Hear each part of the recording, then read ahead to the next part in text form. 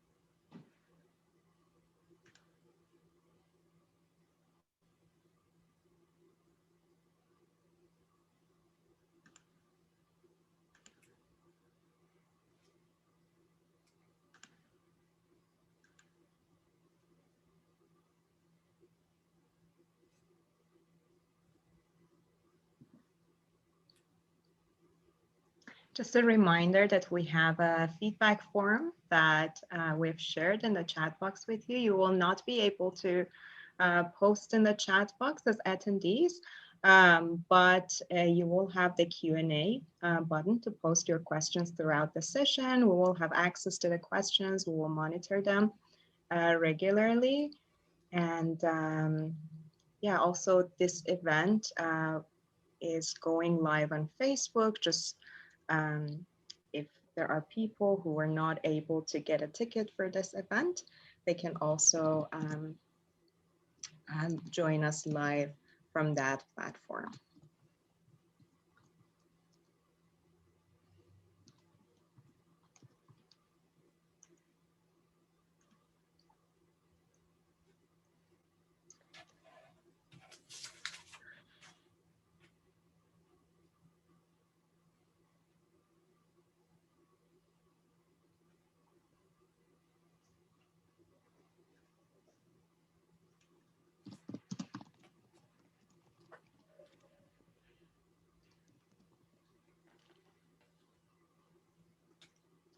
All right, good afternoon, everyone. Thanks for joining us for this session.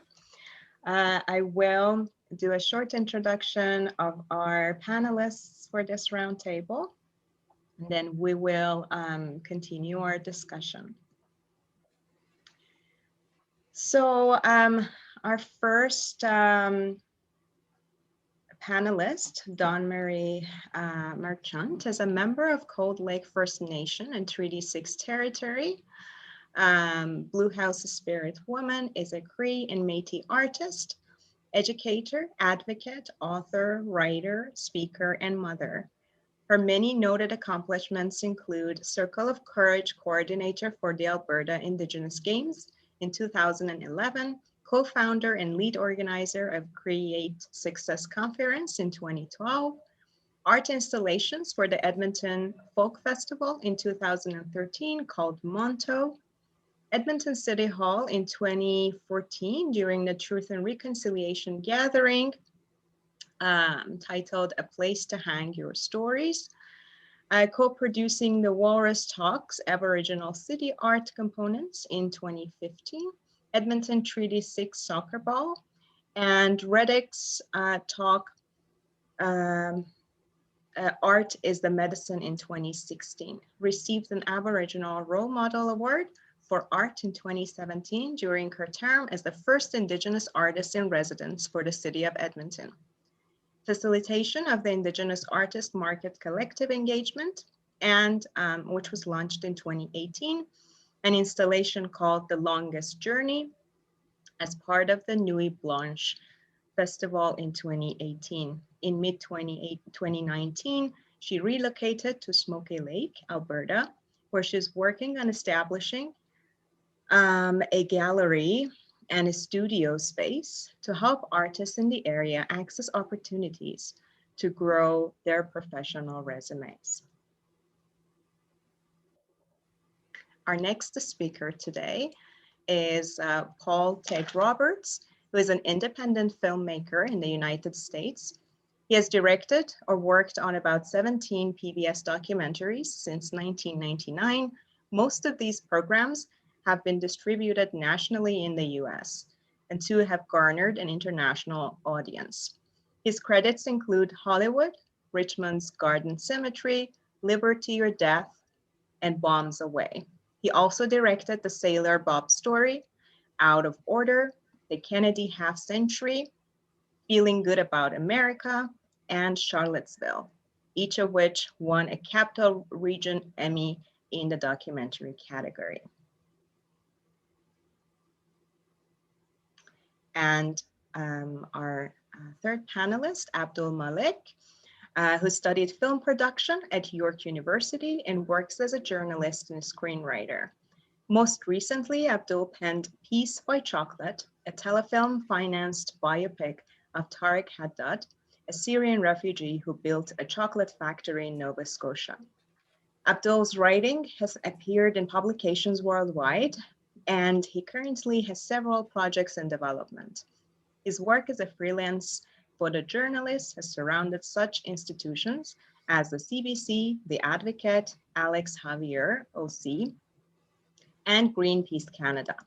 Abdul hosts the Off Court podcast, a podcast about intersection of sports and politics. All right, welcome everyone. And thanks for joining us today. So to start our discussion, I would like to start with art, of course. So we have a lot of art lovers, I think probably a lot of artists and supporters, as well as people who care about art's function in social issues with systemic change and so on. So my first question here to you would be, we have all heard the sentence art imitates life, right? It has been around for a long time. But we also in our contemporary times see that in many instances, life also imitates art, right? So art becomes that sort of representation that is directed into our lives as well. So based on this dynamic between artistic representation and our social realities, how does art affect social change in your opinion? So I would like to perhaps start with Dawn Marie, and then we will continue the discussion.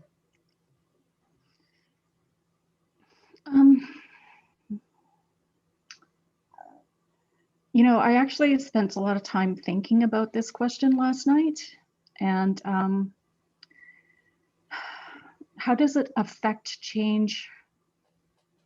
I'd like to be somebody who says, you know, oh yeah, that's going to happen. But from my 30 years of doing art making and putting Indigenous issues like literally right into the middle of the city, I have found that it doesn't affect change as much as we would like to say it does. And I'm going to say that because I believe that it's quite, it's not just the art that's being created, because if you go into areas where people are creating art on the streets and doing their own thing, you'll find that there is a lot of social commentary within that art space.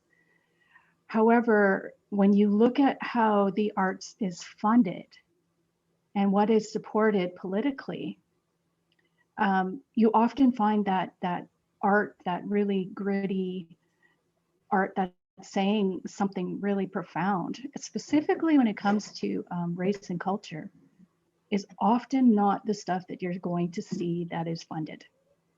And if you do see it funded, you're going to see it funded in such a way that it's almost minimized or glossed over. So does arts affect change? Perhaps not much as we'd like to say that it does on the grand scale, because the art that does make the most change is still the art that is not publicly accepted as an art form in some cases.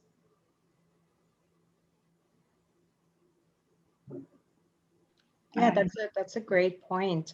Thank you, Dawn Marie. So you brought up a few issues such as funding, canonization, right, of some specific arts over others, and how that change could be somehow, as you suggested, directed, right, by those institutions of power that we've been talking about today in our previous sessions. So I would like to now ask the same question to Paul and Abdul.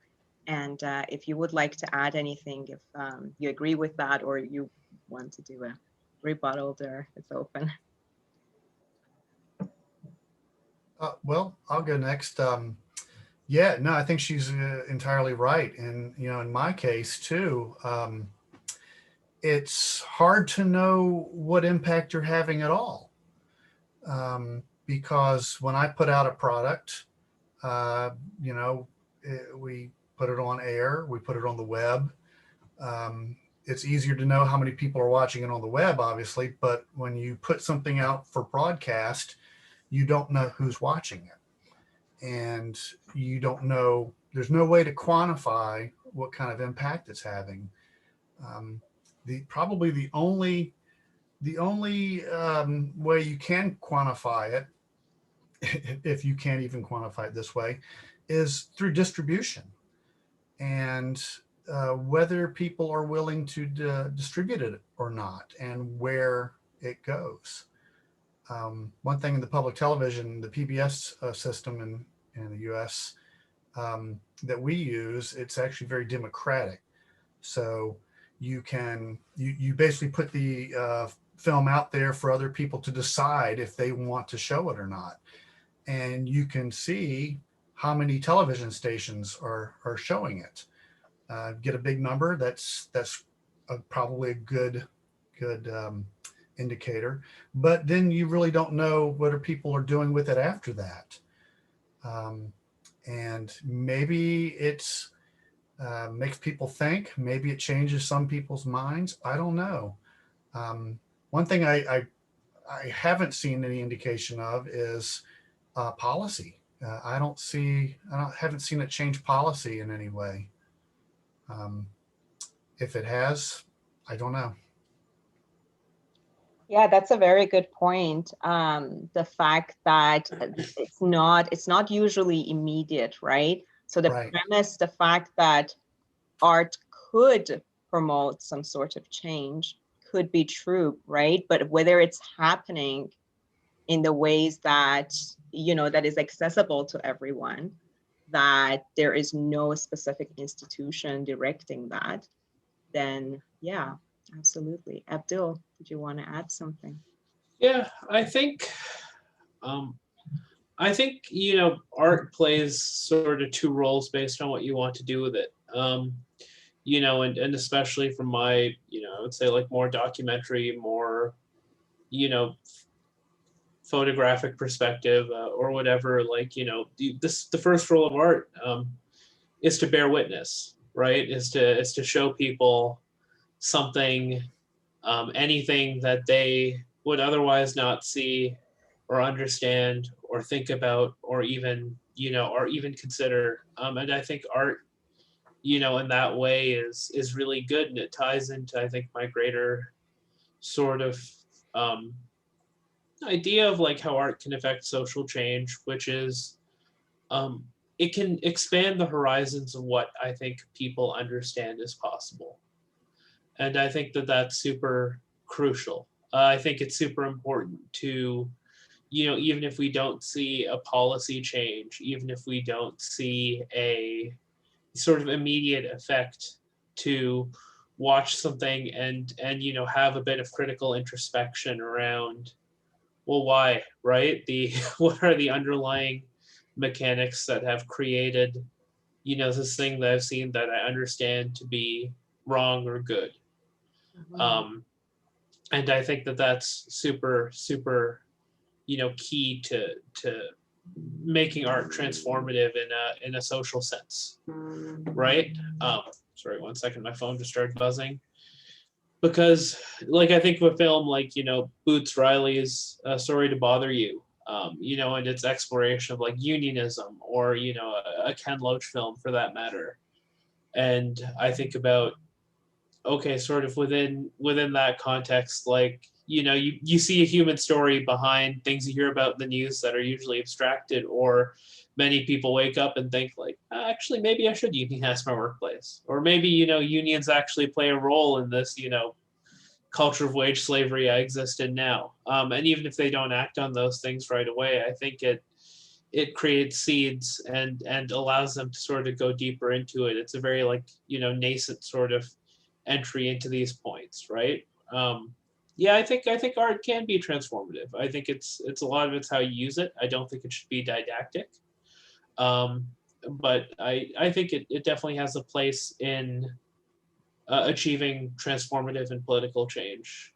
Because people don't like just being told facts, right? No one likes being told like, this is the problem with the world, right? We like the conveyance of a narrative and some sort of emotional attachment to what's going on. Yeah, that's very true. To just being able to see something on the screen, right? Or in a representation like a painting, or read a story, for instance, right? And through that, you get to see what is actually happening.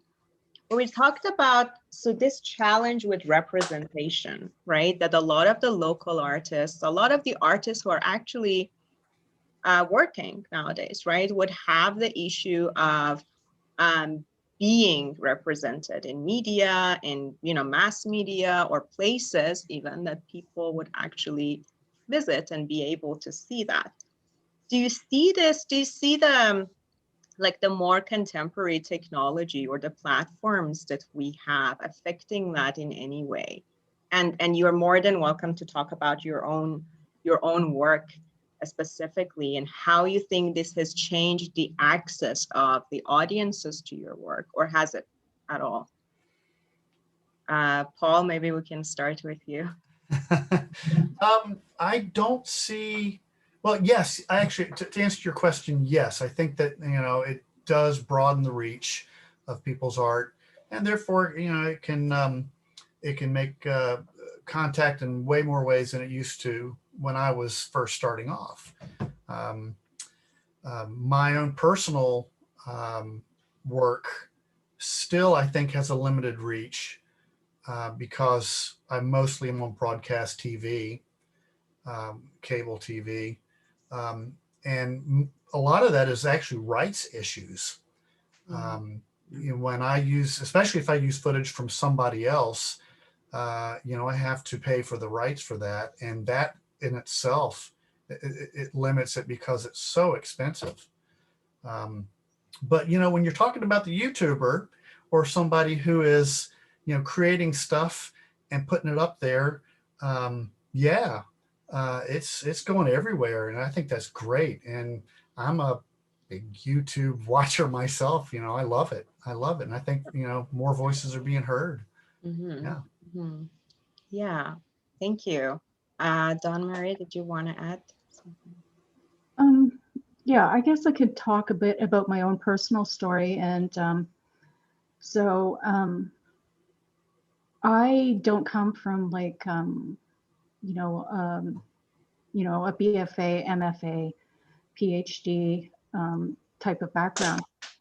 So when I decided to do this work full time, it's been over about 12 years now. At that time, you know, Facebook was kind of bumping up and Twitter had just kind of launched and stuff like that. And I have to be honest that if it wasn't for platforms like that, social media, there would have been no way in hell I would have had a career.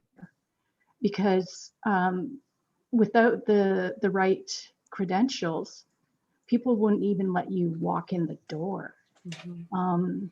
And Point. it was, that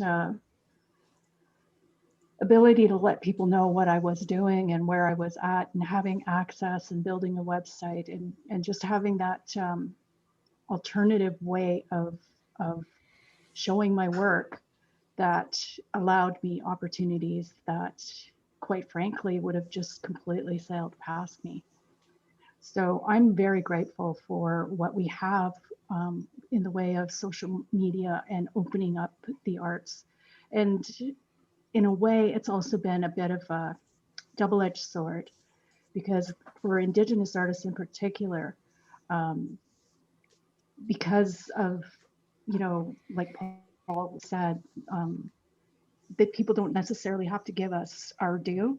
And we often see our work on t-shirts and in mass-produced quantities without our consent, and it's because people just lift it off of Instagram or Facebook or wherever.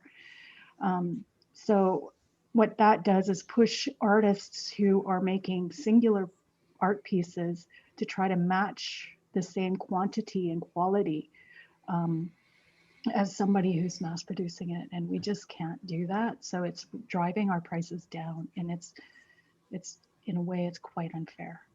That's very true. Yeah, one of the main challenges, right? It definitely social media and the platforms we have nowadays have opened up space for everyone to be able to share their work or their art or their opinion, at times good or bad, right? But then at the same time, when it comes to what you are making, what you are producing as an artist, then it all becomes, whether it's a good thing that everyone can access this, or whether I would want to actually make a living out of my art, right? To be able to actually do that, which is, yes, that is the other side, as you suggested.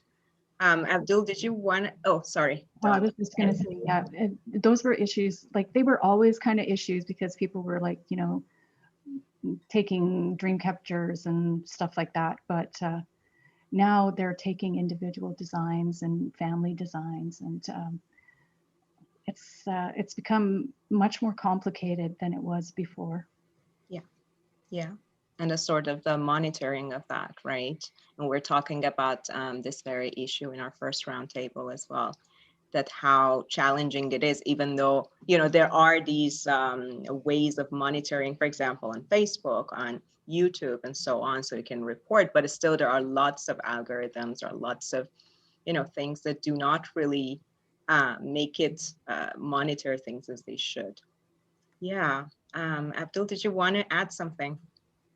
Yeah, I think, while both echoing what Don Marie and Paul were saying, I think that technology is also going to force us to confront, not confront, but understand new forms of art, I think, in very interesting ways. I've been playing around a lot with VR, and I recently started a TikTok account to see what all the fuss was about, right? It's the sort of allowances for creativity that were previously unimaginable, right? Like, would you look at a 1 minute piece of social justice animation on TikTok and say like, oh, this is art, right? This like hyperactive narrated experience that you flip through and then you will likely never see again. But you think about it all the time, right? Or these skits that people were doing on like Vine years ago and stuff like that.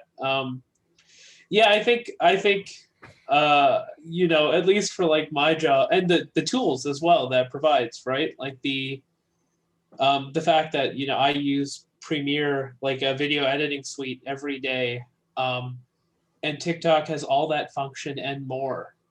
It made me angry though, spending $100 a month on the Adobe suite, because I was, what, like none of this functionality is here or as easy to use. I think that's amazing, right? I think that like it won't make, you know, my job obsolete, or Paul, you work in broadcast. I don't think it'll make you obsolete, but it's such an interesting evolution of it. At the same time, uh, it needs to be democratic, right? It should be publicly administered. It shouldn't be at the whim of private enterprise. It shouldn't be at the whim of, you know, sort of a cadre of overwhelmingly white, very wealthy billionaires whose only interest is to monetize it. Like, you know, we have these amazing tools. How do we make those tools something that, not just something that everyone has access to, but something that everyone can sort of create, knowing, you know, they're not at the mercy of an algorithm. Um, and you know, the other side of that is, you know, I think you see this with Instagram a lot. It hasn't quite come to TikTok yet, but is as Don Marie mentioned, the flattening effect of it, right? The algorithm is responsive to photos with light blue colors, right? So now you have a bunch of photos with a light blue tint that look like every other photo with a light blue tint, because that's what gets engagement. You know, you can't tell who took the artist has no agency, because the artist is effectively mass producing for a algorithm in the hopes of getting paid, you know, 30 cents per X amount of views, or enabling some sort of outside sponsorship and stuff like that. And I think that that's really risky. And I don't think that's also an equitable system either for creators of color, for people who want to actually tell important stories, or push for some sort of transformative change on using art that they create through, or produce, or distribute on these platforms. Exactly. Yeah, it would be so much harder, right? All those intersections to be able to even present your art. Yeah, that's absolutely right. So my next question, and I'm going to direct it mainly to Paul and Abdul, but Don Marie, you're more than welcome to also chime in. So we always have this notion that, you know, any art that is affiliated with a camera, so whether it's photography, whether it's you know, filmmaking, we are dealing with an objective representation, right? So that objectivity, especially when it comes to media, right, becomes very important. And then people are actually affected by those, right? So my question to you is that how do you mitigate that sort of objective nature of representation in your work, in your art? But at the same time, the idea that you're also communicating a message, you want your audience to walk away sort of transformed, or affected at least, by what they have watched, what they have experienced. I can answer that first. I will say, like, I sort of disagree with the premise of the question, because I don't think there is such a thing as an objective eye or an objective lens. Right? Like, I don't think in photography you're ever looking at something objectively, right? I think it is a process of bearing witness.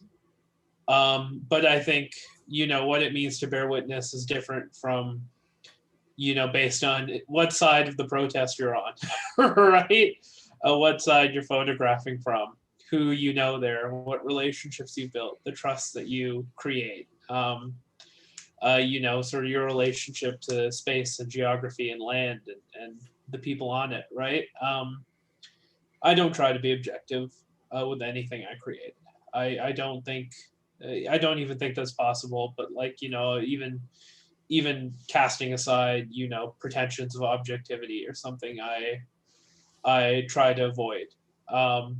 Again, but I do think it is a process of, you know, you're a propagandist. I think that that's something you sort of have to get. Obviously, there's different flavors of propaganda, but not being didactic, right? Not being preachy or moralizing, but, you know, I think a lot of it's a process of allowing what you capture to speak for itself, and focusing that through the process of editing, through the process of exclusion, what you choose to put in the frame, what you not choose to put in the frame, to allow people to feel like they've come to those conclusions on their own by observing your work, I think is super important, right? No one likes being told what to think. And when people talk about objectivity, I think it's just more, it's a more elliptical form of manipulation than putting something on a wall and saying do this, or something like that. But I think it's a process of just making sure that your message doesn't feel like it's trying to teach you something, right? Or that's trying to make you think something, is super key. Absolutely. And yes, you're very right about that idea that we have that impression usually, right? The audience want to believe what they see on the stage or on a screen, right? And hence going back to what gets to be screened, right? What gets to be shared with the audiences. Paul? Yeah, Abdul raises a lot of correct points, I think. When I'm making something, actually, if I could use Charlottesville as a sample example, when I try to make something, actually, a lot of times I do try to be objective, but as Abdul says, you can't ever be totally objective. I taught a class at Virginia Commonwealth University one semester, and one thing I said to the students was that, I had a picture of Barry Goldwater. I don't know if you know who he was. He was a politician, and he's walking with an entourage, and the picture zooms in on him, and I put some very ominous music underneath it, really dark music. And then I got the same piece, the exact same animation, and I put a cha-cha dance underneath it, and it changed it completely. So I told them that, the instant you make the first decision, the first edit, you are putting your own bias into it. Not necessarily a bad thing, but I still like to, try to, if the viewer sees my opinion, I don't feel like I've quite done my job right. I mean, that's kind of the flip side to it. But when I'm looking at footage, I try to look for the footage that elicits an emotional response to me, which I think translates to the viewer. And if that does translate, that viewer does get an emotional response from it, then maybe they're feeling the same thing I am, and maybe it's worked. Again, it's hard to know, but you are always putting a part of yourself into it, even when you are trying not to. There's no way around it. But the other thing is, besides the emotional response, and this is going to sound a little shallow, but if you make a documentary that is not also entertaining, people will not want to watch it. So you do have to make it entertaining, and I think mostly you make it through emotional connection. That's true. That's very true. And it becomes so important when, of course, it's associated with the goal is basically to bring awareness, right, in people, to affect social change and so on. Can I say one more thing? I want to reference Charlottesville. There, in a lot of cases, I really didn't have to put my own opinion in there. I just had to show things that, well, I'm just going to say, I had to show some really horrible things that people were doing there. And that was enough to, I think, make people aware of what happened, and to I'm sure it elicited many responses in viewers, just because what happened there was incredible, and it really did strike an emotional response, I think. Absolutely. Yeah. Thank you.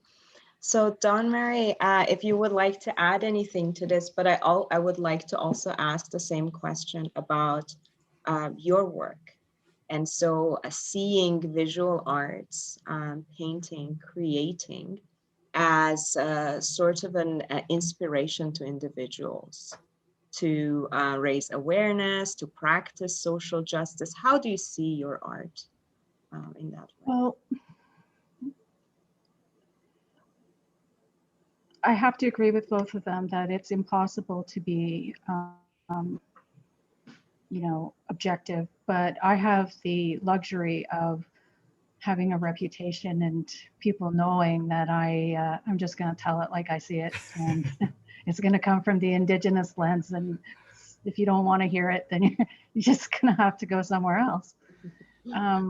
But I'd like to talk a little bit about the installation that I did in 2018 at Nuit Blanche. So that installation was called The Longest Journey, and it was based on a teaching that was given before I was given, or I was taught the Cree creation story, the very, very short Cole's Notes version. But the elder Joanne Saddleback was talking about, and I'd heard it before in a number of places, but this time it just really sunk in. And so she was talking about the longest journey being the journey from the head to the heart, because you can know something and you could read about it and you can study it and write papers and sometimes even do documentaries on it, but still not really truly understand the implications of that. That's heart knowledge. And a lot of times when we are looking at things like reconciliation, and we're looking at, most recently Colton Boushie, and in Edmonton in particular, the two gentlemen that were killed in Glendon not too long ago, the bail hearing for those two gentlemen was denied for the fourth time, and that was just last week. So there's this difference between what you know cognitively and what you know in your heart.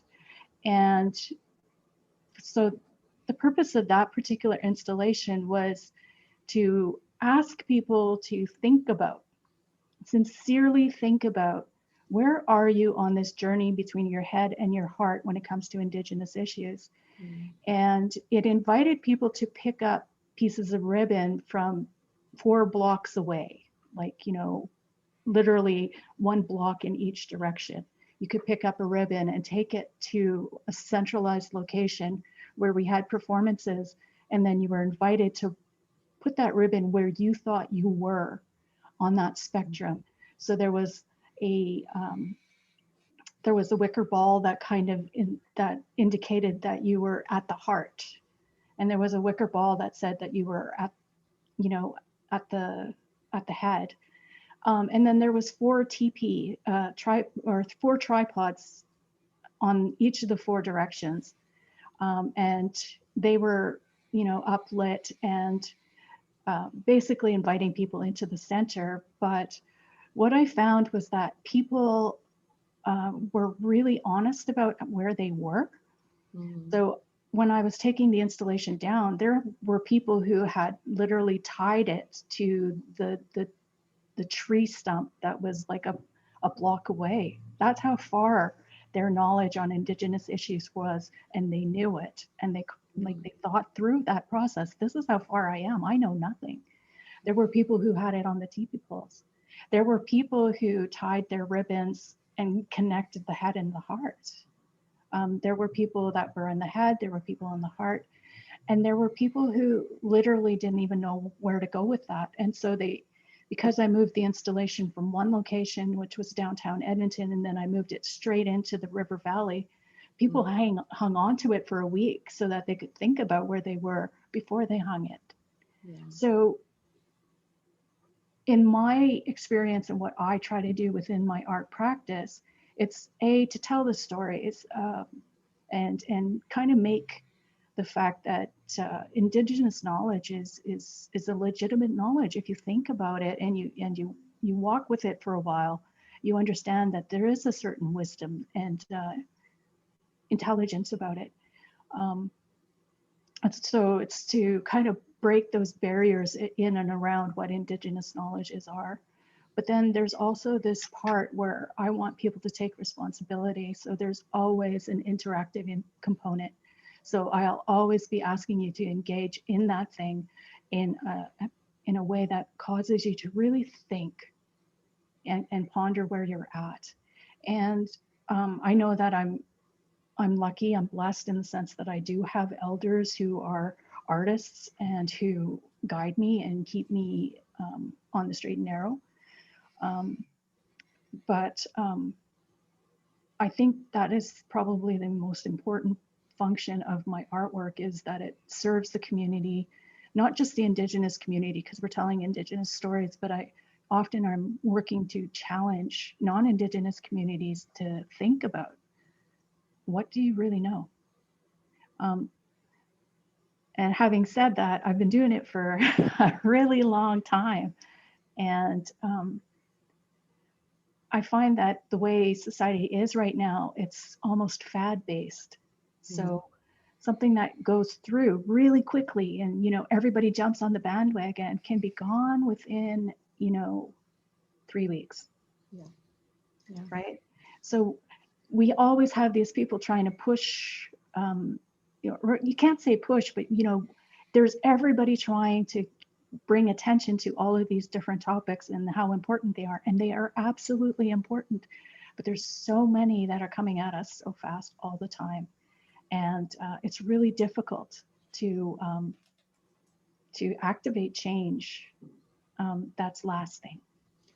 But having said that, I've kind of done it every year since like 2000. So Yeah, no, that's made a fair. few That's a very good point. That's a great point. I was just reminded of, so we just got this offer of outreach basically to local artists from AGA, Alberta Arts Gallery. And so what they are trying to have an installation, something like that, added to the whole establishment, so that it would make, I think, art and those representations more accessible to everyone, which would be great. And I will be happy to share the call, of course, with all of you. But for those of you who are joining on this conversation and would like to know more about our artists, our speakers here and their work, the websites and the links are shared with you on the event page. So make sure to check them out and look at their websites and works. All of them are really amazing. I know that we're running out of time for this session, and that's such a shame, because I know that with every one of you, we can have a session with your specific work and that. We have one question, and maybe as a last point that you would like to comment on, or any other final thoughts that you may have before we go to the next session, which is our art talk, is that what about art challenging the narrative of colonial natural resource extractivism? So the question, basically, the whole question is a longer one, but it goes back to the idea of, who has the power? Right? Who has the power to direct, who has the power to distribute, and so on. And so is art, in fact, what I get from the question is that, is it able to challenge or to push back some of those narratives? I believe it can, but like I said, within a certain scope, right? So for example, I don't know, it must have been about 15, 20 years ago, maybe 16 years ago. What's her name? Oh, can't remember her last name, Faye. She did an installation. It was part of the Alberta Biennale, and it was incredible. It was absolutely incredible. And what she did was she took tobacco ties and she strung them from the roof, and in the middle was this pool of oil. right?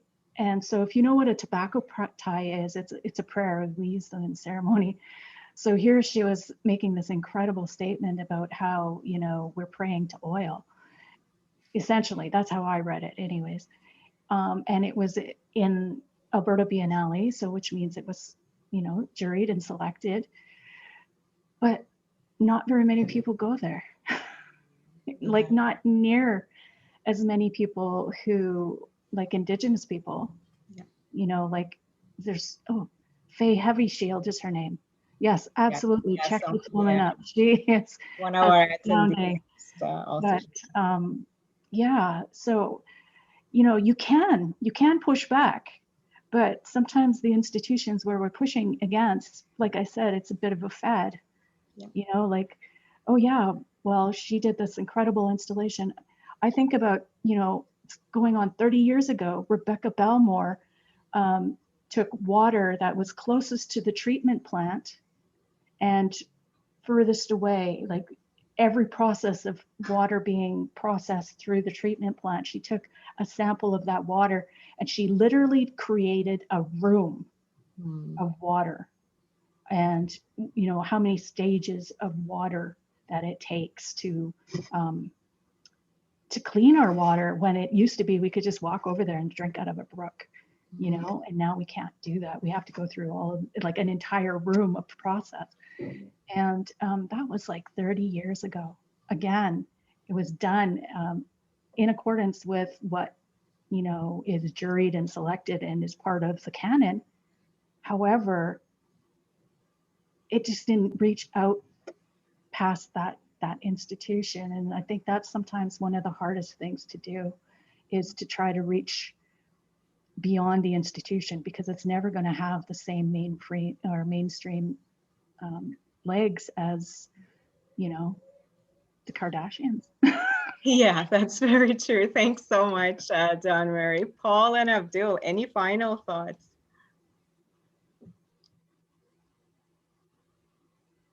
Abdul?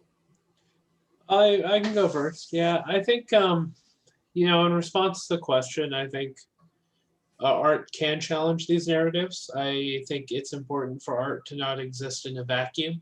If you're organizing for a cause, art and, you know, your communications angle, right, of which I would fold art into, is a small part of a larger project. You can't expect it to happen independently of social movements, and social movements and organizers should not discount or deny art's importance in achieving change, whether it's labor organizing or tenants' rights organizing or social justice or anti-racist organizing. All these things are extremely crucial to have arts within them, right? There's a reason we still sing old labor songs, you know, hundreds of years later.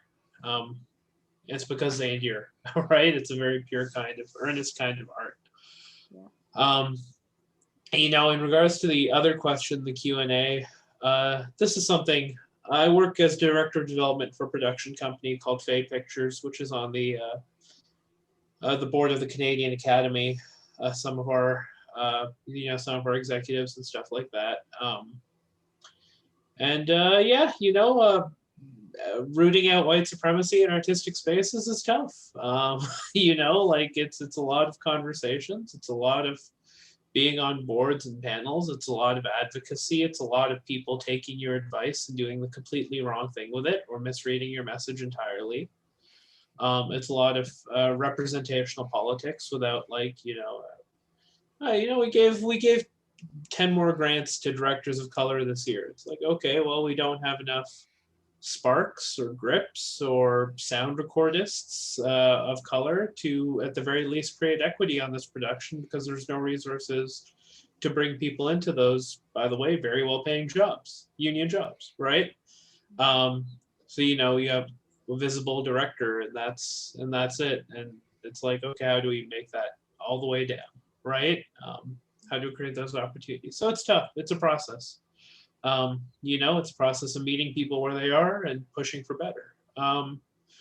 But yeah, you know, those are sort of, I guess, my two thoughts in response to the two questions. Awesome. Thank you Yeah. so much, Abdul. And Paul? The only thing I would say is that it is harder to push back when you are working with larger organizations with more money involved. And there's a spectrum that goes down to from the organization to the personal project. Obviously, a personal project, you can push back as much as you want. But that said, about the institutions, you don't have to do as much pushback if they start off already on your side. Thank you so much. This has been a very enjoyable, thought-provoking conversation for me, and I hope for our attendees as well. I would like, on behalf of Center for Arts and Culture, thank you for your presence, for your time, for your contribution, and hope we can stay connected this way.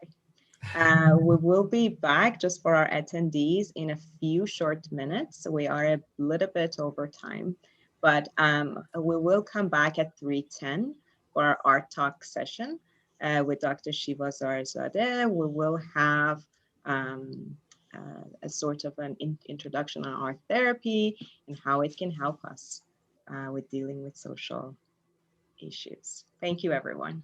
Thank you.